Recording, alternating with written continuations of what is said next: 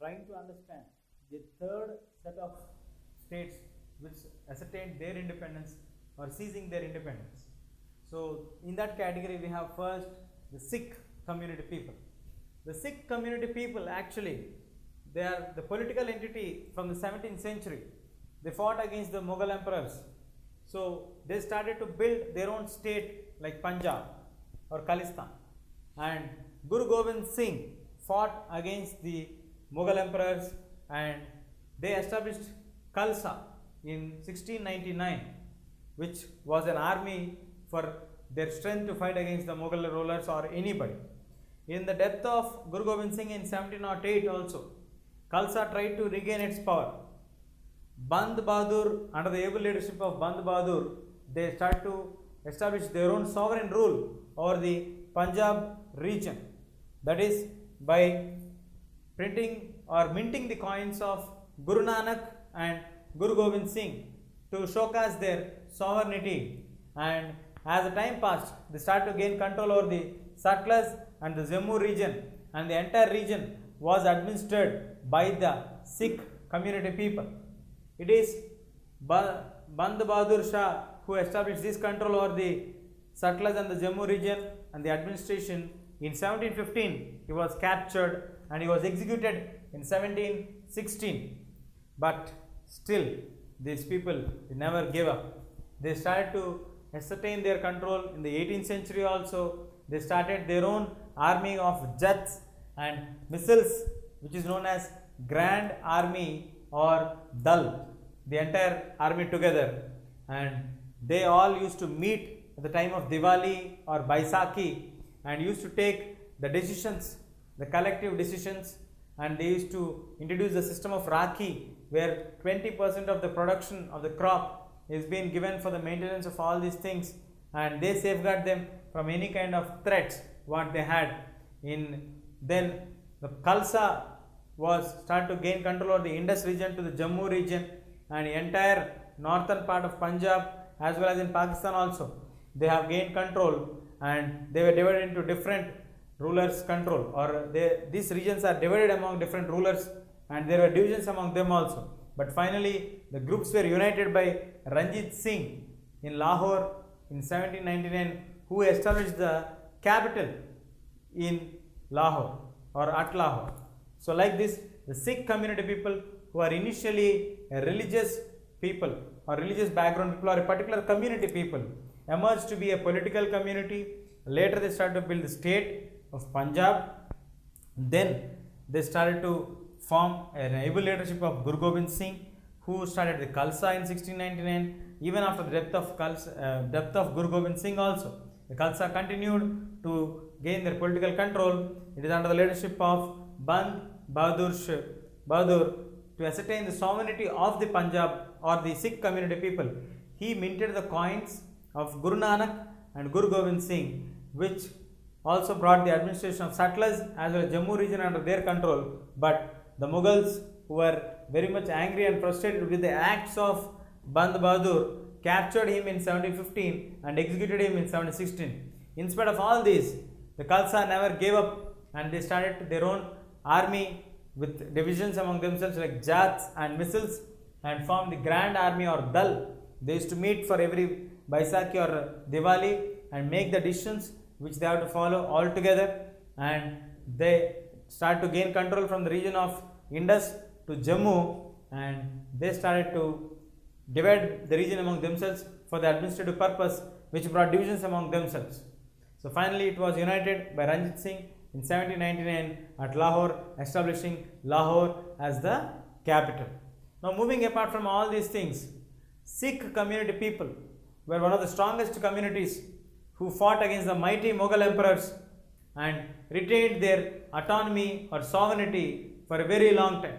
And the coins which were minted during Band Bahadur's leadership, the same coins were minted when they fought against during the Baisakhi period also. Similar type of coins were printed to showcase their sovereign control over that place what they had during that period.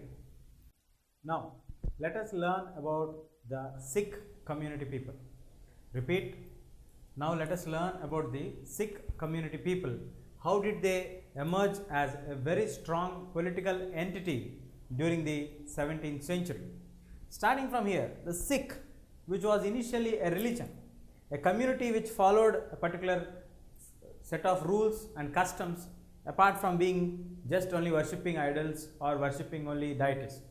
They also ascertain the social responsibility. That is what is taught by Guru Gobind Singh, Guru Nanak, to the people. Not only worshipping God but also respect and take the responsibility if any fellow individual is in trouble. That's what is a main moral taught to the Sikh community people. But as the time passed, it emerged to be a very strong political community in the 17th century. In the present day, the Sikh influence was felt even today in the state of Punjab. The Punjab, we are talking about the 17th century Punjab. So, the Punjab in India, the Punjab in Pakistan, together were under the influence of the Sikh community people or the Sikh Gurujis. The most influential or who brought the political entity or who motivated the people to fight against the existing rulers is Guru Gobind Singh, who fought against the Rajput rulers of that time and also the Mughal emperors during that period. And he also formed the Khalsa in 1699.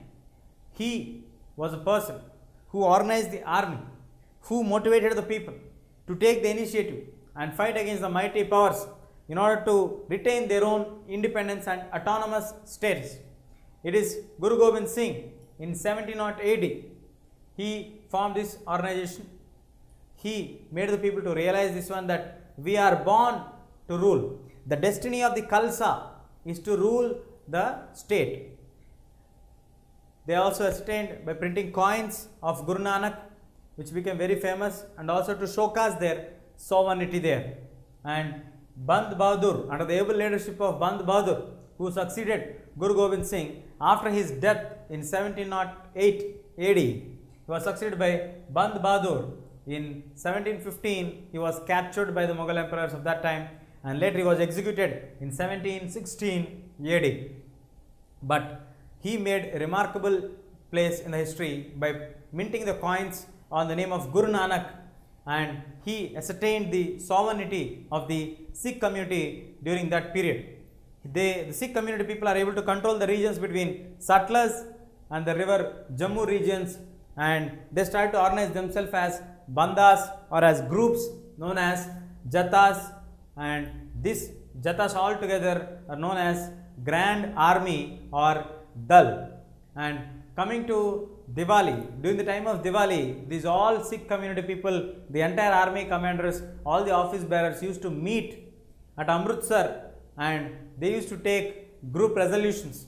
All the people used to discuss and then confine the decisions and pass through the resolutions. And they also introduced the Rakhi system. The Rakhi system, here it means that we need to give 20% of our produce of the agriculture for the maintenance of the Khalsa and also to fight against the mighty power. So for that we need donations that is collected on the name of Rakhi, and which made Khalsa a very strong place in the history, which defined the destiny of Khalsa is to be ruled, which is given by Guru Gobind Singh to the Sikh community people. They offered a very stiff resistance to the Mughals and Ahmad Shah Abdali, who tried to capture the Punjab region but could not control the Sikh community people because of their stiff resistance. And it is under the able leadership of Ranjit Singh, who united the two different groups which were divided in the Sikh community under one group and established the capital at Lahore in 1799, where he was a Maharaja, and he united all the Sikh community people under a single umbrella and brought the entire community under a single leadership. That is in 1799. That is how in the 17th century and in the 18th century, the Sikh community played a very vital role in the northwestern region of our country. It emerged to be a political community in the present day states of Punjab in India as well as in Pakistan. It was a very strong force, and it was guided initially by Guru Gobind Singh, who fought against the Rajputs and the Mughals with the formation of Khalsa in 1699, who died in 1708 AD, and he was succeeded by Band Bahadur, who minted the coins on the name of Guru Nanak. He was captured in 1715 and he was executed in 1716, and under the region between Satluj and Jammu rivers was administered and controlled by the Sikh community people. They organized themselves into the bandas or bands, which is known as jatas, and these entire bands together are called as Grand Army or Dal, and they started to gather at Amritsar on an occasion of Diwali, where all the office bearers, all the heads of the army of the Grand Dal used to meet and take the resolutions, and also introduce the Rakhi system, where 20% of the production of the agriculture has to be donated for the maintenance of the Khalsa. They also defined the destiny of Khalsa is to rule the state, and they offered a very stiff resistance against the mighty powers of Mughals and Ahmad Shah Abdali, but they divided themselves into two groups, which was again united by Maharaja Ranjit Singh by making Lahore as a capital, and he brought all the Sikhs under one leadership in 1799. Now, the Marathas. The Marathas are the other powerful rulers who fought against the mighty Mughal empires. Out of suppression, they revolted and they established their own control and defeated the Mughals to a very larger extent. Let us now learn who started the Maratha Kingdom. After the Sikh community, the other important community who fought against the Mughals was Maratha Kingdom, which proved to be a very powerful kingdom during the 17th century down the line in the south. See here, it was started by Shivaji, as we all know, famously known as Chhatrapati Shivaji. He was in the power till 1680 AD. He was born in 1627 and he passed away in 1680 AD. He established the control or the Maratha Kingdom, and he took the support of the powerful warrior families, that is the Deshmukhs and the moving pastoralists, the moving peasants known as Kunbis, were a very strong backbone for the Maratha army during that period, and he challenged the Mughals rule with the strength of the Deshmukhs as well as the Marathi army people. And after the Maratha rule or Chhatrapati's reign came to an end, he was taken over by the Peshwas, the principal minister or the prime minister of that time. The Brahmins took over the control and they started to look the administration, and they made Pune as the capital of the Maratha Kingdom. So after Shivaji, we have the Peshwas coming into the picture, who took the entire administration and control, and they started Pune as a capital to their administration. And Peshwas also established a very successful military and army to control, and they fought against the mighty Mughal empires with the technique of disturbing them. How did they disturb them? Because the Mughal empire was too large when it is compared to the Maratha Kingdom. So the Maratha army people used to cleverly bypass the fortified regions of the Mughals and disturb the cities where the availability of the refreshments or the availability of the army is very far for them, and then they used to attack these places. So like that, they used the techniques and they used to destroy the Mughal army and gain control over them. It is from 1720 to 1761 they captured the regions of Malwa and Gujarat were seized completely. By 1730s, the Marathas were declared as the overlords of the entire Deccan region, and they started to collect the taxes like Chauth and Sardesh Mukhi. So it is in 1737 where they reached to the extreme power or the pinnacle of their power. That is, they invaded Delhi and captured Delhi. They attacked Rajasthan, they attacked Punjab, they brought Orissa under their control, Bengal under their control, Karnataka, Tamil Nadu, and even Telugu regions also were brought under the control of the Maratha rulers. And this continuous campaigns, the military campaigns of the Marathas, brought some amount of enmity among the local Rajputs also, which can be seen when we see the third battle of Paniput, which happened in 1761. In the third battle of Paniput, most of the Rajput rulers were reluctant and not willing to support the Maratha rulers because they were continuously attacking the local kingdoms. And once they ascertained their power or they captured the region, the administrative system was brought in place. Once they set their rules, they started to look at the revenue system. they started to build a very strong army with the groups like Sindhyas, Gwaliors, Gaikwads, Bhonsles, like this, and they also developed the regions. Once they captured all these regions of Delhi, Rajasthan, Punjab, Bengal, Orissa, Karnataka, Tamil Nadu and Telugu regions, the Silk route started to get established. Earlier it was only in Agra and Surat, but now it started to reach to Pune and Nagpur. So from the north to the down the line south, the Silk route started to get established, and these centers started to emerge as commercial cultural centers. So like this, the Marathas established their control during the 17th and 18th century. So Maratha Kingdom was started or established by Shivaji in 1627 to 1680 AD, who passed away in 1680 AD, with the support of the Deshmukhs and Kunbis, the Marathi army people who are pastoral farmers or peasants. He challenged the Mughal rule and established his control over some of the places of the Mughal rulers, and many of the Mughal rulers tried to kill him, but they could not defeat him. He escaped from them and he successfully managed to again re-attempt and defeat them. The Peshwas, who took over the control after Shivaji, made Pune as their capital. They established a very successful military organization, and they started to bypass the Mughal army by making them confused or diverting them by the places which are fortified areas. And from 1720 to 1761, the Malwa and the Gujarat region was seized by these Maratha people, and they started to collect the taxes, that is Chowth and Sardeshmukhi, in all the places which are seized by the Maratha rulers at that time. By 1730s, it was declared that the entire Deccan was under the control of the Marathas, and in 1737 they started to move towards the north.